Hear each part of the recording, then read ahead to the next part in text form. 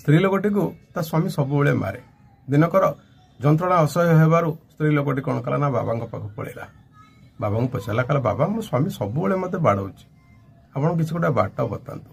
बाबा से कहले कहले ते से खाइबा दौर टी ना हाँ ना होते जा पुणी किसी दिन गला पुणी खूब जोर बाड़ेला सेठू एथर स्त्री लोकटी जाई बाबा को कहला कहला बाबा आज पुणी बाड़ेला ना ते से खाइबा दौर टी ना हाँ स्त्री लोकटी पुणी पलि आसला पुणी किसी दिन जाइए पुणी खूब जोर बाड़ेला सेठू